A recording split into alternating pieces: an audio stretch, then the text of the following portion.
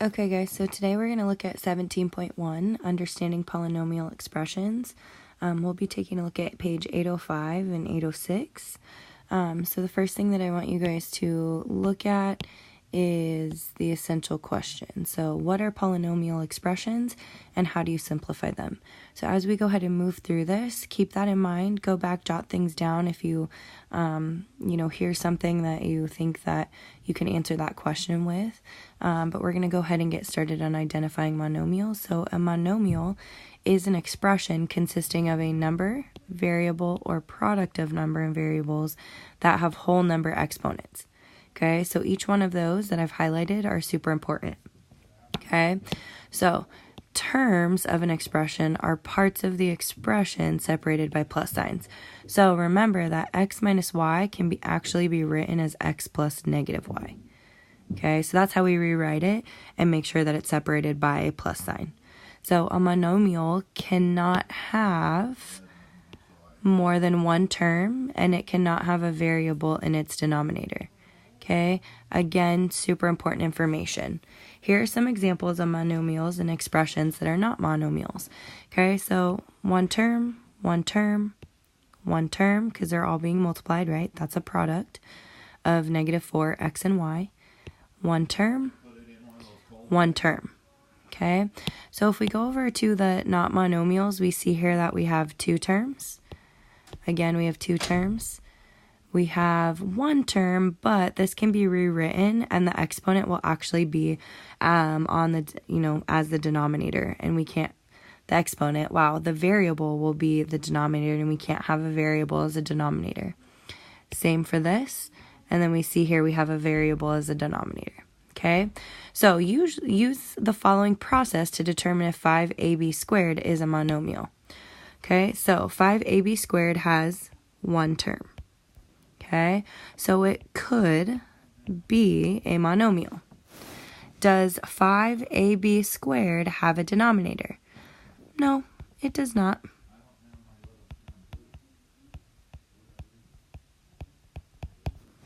Okay, if possible, split it into a product of numbers and variables. So we have one number, we see that that's 5, which they've done for us. We have an a, right? So we're going to put our a here.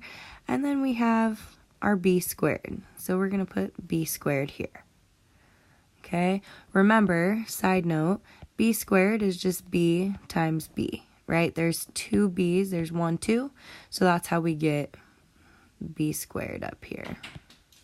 Okay, so list the numbers and variables in the product. So the numbers are, there's one number, it's 5, and the variables are going to be a and b. Okay, check the exponent of each variable. Complete the following table. So if we look at 5ab squared, okay, we have, right, we're separating it here because we're only looking at our variables. We have 1a, and then if we go back here and look up here, we know that we're going to have 2 b's. Okay, so make sure that you guys are writing all of this with me. I should have said that sooner, but you guys should also know, go ahead and jot this down. Okay, the exponents of the variable in 5a squared are all whole numbers. Okay, therefore 5ab squared is a monomial. Okay, let's look at g. So is 5 over k squared a monomial? Well, let's go back up to the definition of a monomial. So we're going to look here. Okay, let's look at what we highlighted. Let's look here. A monomial cannot have more than one term. It cannot have a variable in its denominator. So for G, we're going to say no, because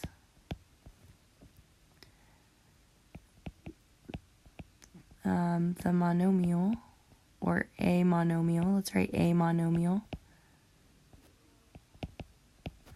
cannot have a variable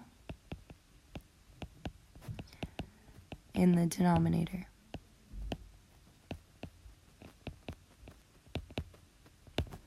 Okay, So let's go ahead and move on to page 806.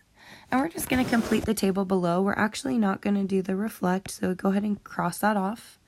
Okay, we're going to go through this table. Well, we've already determined that 5ab squared is in fact a monomial because it is the product of a number, 5, and the variables a and b. Okay, we know that the square root of y can be written as y to 1/2, and we know that according to our rules above that variables must have whole number exponents. And we know that 1/2 is not a whole number, and so that's why we would put no there. Okay, we already determined that 5 over k squared is not a monomial because there's a variable as the denominator, so monomials, one day I'll be able to spell monomials, cannot have a variable in the denominator.